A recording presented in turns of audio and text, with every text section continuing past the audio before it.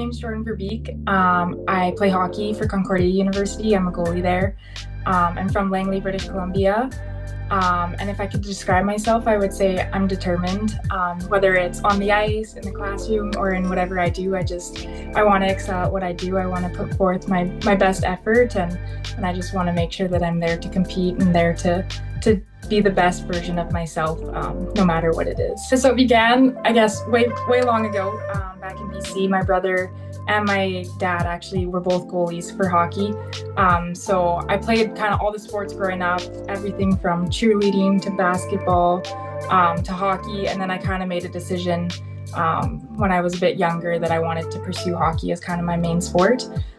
So it kind of started there, watching my brother. I would be on the side of the glass. I'd be like, I want to play. I don't want to be watching.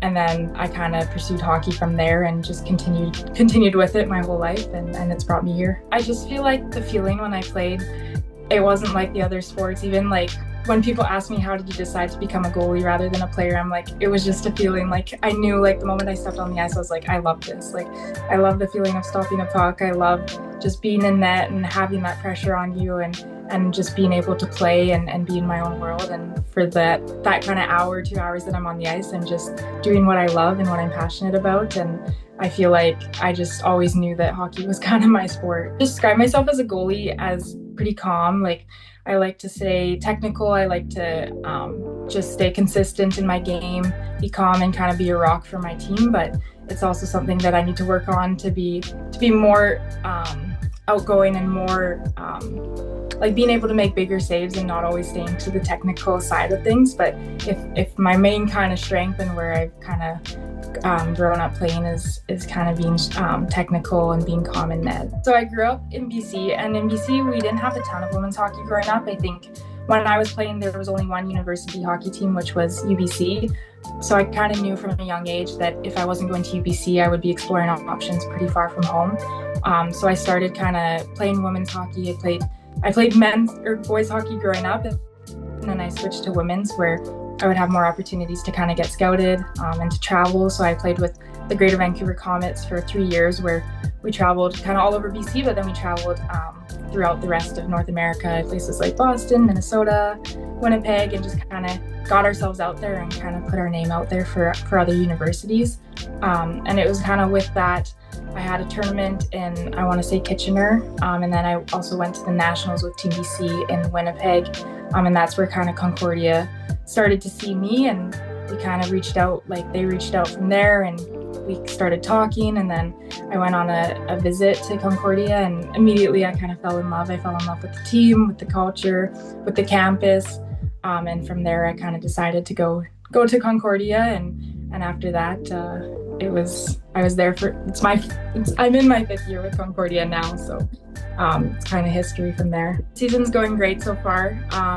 We're doing well. We're building off of last year and all the years before, and we're just taking this one step at a time, playing one game at a time, and just trying to continue to build off of our culture and off of the great people and the great culture that we have, and to just, build the best team that we can have come March. So we might face a bit of adversity now or throughout the season, but by the end of the year, we just want to be the best that we can be, and we want to play for each other and put it all out on the line. Playing in Italy was probably the fondest memory of my hockey career so far.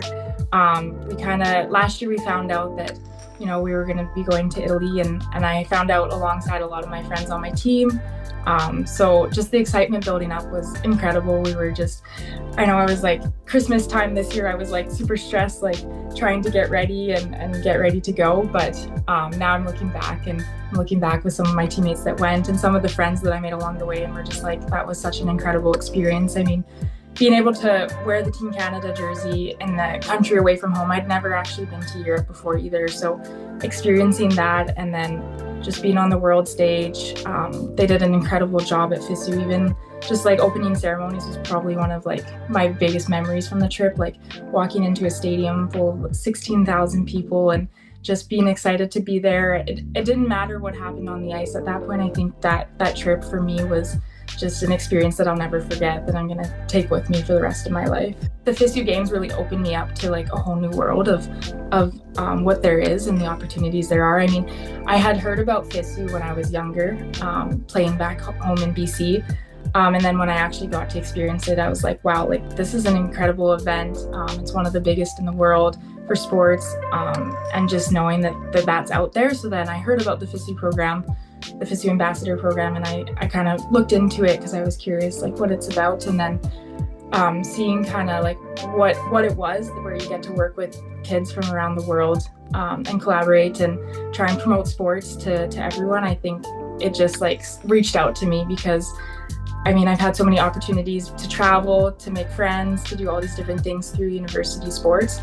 And I think if I got to promote that with other university students from around the world, I just thought it was an opportunity that I couldn't pass up. And it was an opportunity for me to share my passion and everything with those around me in my community. With the program, we kind of have to make an action plan. We really had the reins to do whatever we wanted. So whatever you were passionate about. And for me, it was really making a mentorship program. So I'm in the works of kind of implementing that right now. But for me, I know that a lot of young female girls, especially when they switch to high school, they kind of start to drop out of sports, or they just, I don't know, it's not as much as their passion, or it's just an age group where the sport drop off is big, especially in Canada. And I feel like I've had so many opportunities in those years beyond high school and in high school and in university that I just can't imagine other kids not having that opportunity, and I want to encourage them to stay in sport and to do that. And so with the mentorship program, I'm trying to match up young female athletes in our community with university students, so they can be mentors. There will be in-person events, workshops, and different things, and it's going to promote university sports for these young girls, but it's also going to empower like our student athletes in university to use their voice and to be confident in who they are and what they're doing. And I'm also hoping that it just promotes youth sports altogether. Like I chose to stay in youth sports and to stay in Canada. We get 5 years to play here, and I just think it's incredible if you can stay in your own country and represent your country in university sport. I think it's super special and super impactful. So I think there's a lot of different objectives behind what I'm trying to do, but that's kind of an overall summary of what the program and what I'm trying to implement is. It's incredible. I think you don't realize how much of a voice you have when you first get to university and when you first become a student athlete. But over the last 5 years, I've realized the impact that I can have, even if it's on kids in the community or kids you coach or even other university students. You don't realize that you do have a voice and you are inspiring to some people, and that you can use that and you can use your platform to have a powerful impact in what you're passionate about. So for me, I think it's incredible that I have the opportunity this year to be in this program working alongside university students from all over the world and to implement this program that I'm super passionate about. And I think my goal in the future for the program would be for it to be implemented, countrywide, so that there's a mentorship program for all these kids and they have a university where they're like, in the future, this is the university I want to play for. Like, I want to be a Concordia Stinger. And they kind of have that to look forward to. 100%. At Concordia, at JMSB, we have an awesome business program. And I think like with the program, the FISU program, they're teaching us a lot of business skills and whatnot. And I think I'm super lucky because I already have a good basis of what to do and how to do these things. So I think it's allowed me to kind of accelerate my program and my implementation just because I have those skills already. So I can kind of work more into implementing everything and getting it rolling. So with JMSB, I've had a lot of experience with that. My goal is to continue playing. It's incredible the opportunities that there are. When I came into university, there wasn't really a viable professional women's league, and now there's the PWHL and there's so many other leagues in Europe and everything. So I think for me, I've played so long and I'm so passionate about the sport, and I want to continue playing and I want to pursue a future and a career in hockey. And then after that, I think I've got a big passion for coaching as well. So it's something that I would consider when my playing career is done. So just considering different routes, but right now my goal is to play professionally next year and to continue my passion, to persevere, to stay resilient, and to be tenacious.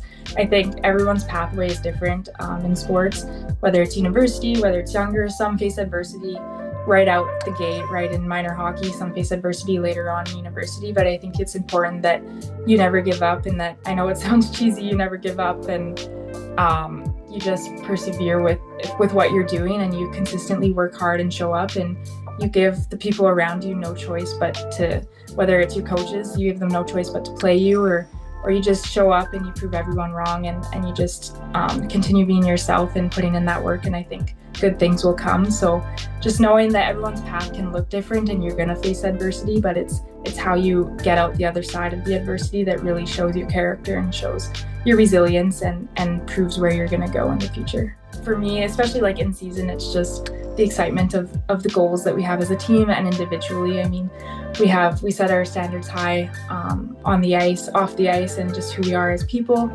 So I think the goals constantly drive me. If it's a tough day or if there's lots going on at school, I just wake up and I remember, like, I have an incredible opportunity ahead of me, and we have the amazing chance to compete for championships or to compete in a game or just show up and be with our teammates and to work hard, and we're not going to have that all our lives. So just remembering how lucky I am in the position that I'm in and the goals that I have and that I'm chasing, I think that's something that can help me to stay motivated and to push through the days where it can be tougher.